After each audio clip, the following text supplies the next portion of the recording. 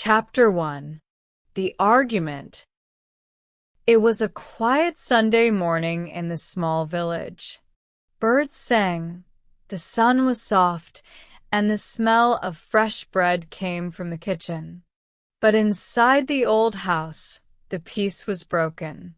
Leo, a young boy of 12, shouted at his cousin.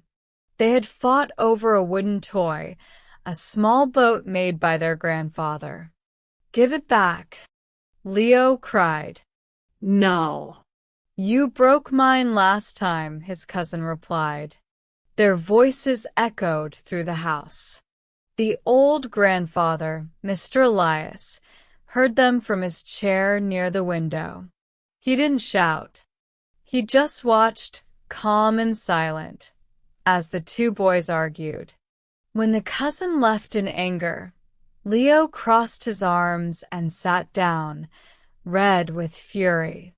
The grandfather said quietly, "Anger is heavy, my boy. You can't see it, but you can feel it." Chapter 2. The Idea. After a long silence, the grandfather spoke again. "Come with me, Leo. Let's take a little walk." Leo sighed but followed him. They walked down the small dirt path behind the house. The air was cool, and the trees whispered in the wind. Mr. Elias stopped near the shed. He picked up a large empty sack and gave it to Leo. "Do you see those stones?" he asked, pointing at a pile near the fence. "Yes," Leo said. "Each time you get angry at someone, pick one stone and put it in your sack." Leo looked confused. "Why?" The grandfather smiled. "You'll see. Just carry it for now." Chapter 3. The First Stones. Leo didn't understand, but he obeyed. That afternoon, when his cousin teased him again, Leo felt his anger rise. He walked outside, picked up a small stone, and dropped it in the sack. The next day, he argued with his sister over a pencil. Another stone. Later, he shouted at his mother when she told him to clean his shoes. Another stone. The sack started to get heavier. He carried it everywhere, to school, to the market, to the river. At first it was easy. Then his shoulders began to ache. Chapter 4.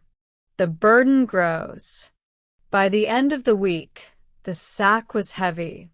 Leo's back hurt, and his arms felt tired.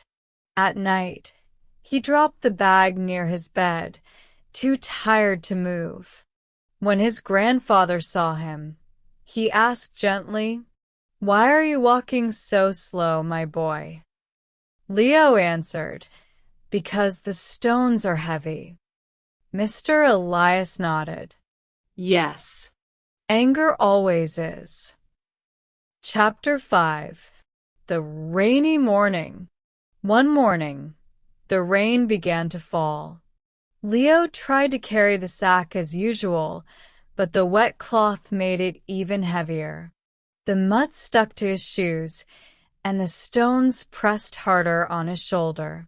He stopped in the middle of the road and shouted, "This is too heavy. I can't do this anymore." The grandfather, walking behind him with an umbrella, said calmly, "Then maybe it's time to let go of some of it." Chapter 6. Learning to Let Go. They stopped under a big tree. Mr. Elias said, "Think of someone who made you angry. Can you remember why?" Leo nodded slowly. "My cousin, because of the toy boat." "Do you still want to be angry?" Leo looked down. "Not really." "Then take one stone out and leave it here," said his grandfather.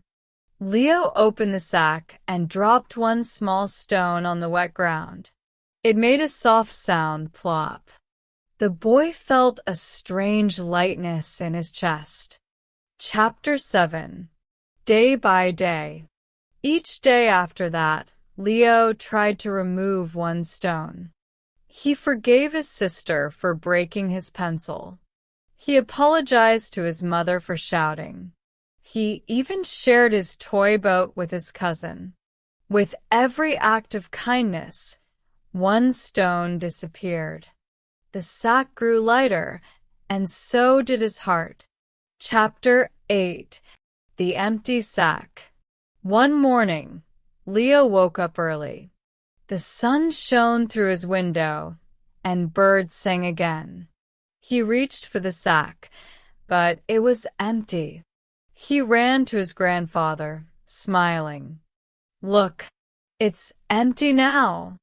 The old man nodded, his eyes shining softly. "Yes, my boy.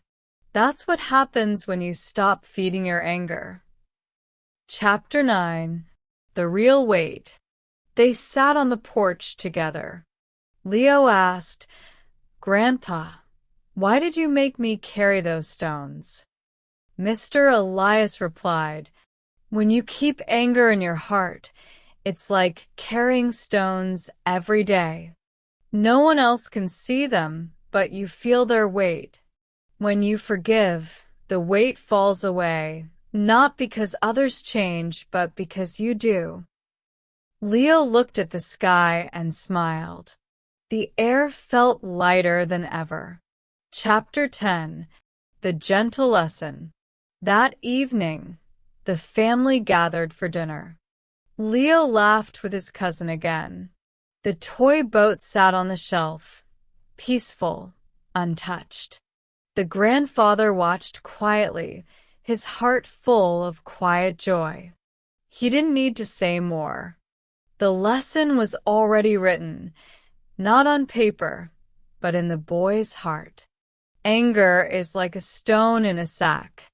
The more you hold it, the heavier your days become. But when you choose to let it go, even one small stone at a time, your heart becomes light again. Peace does not come from others. It begins inside you.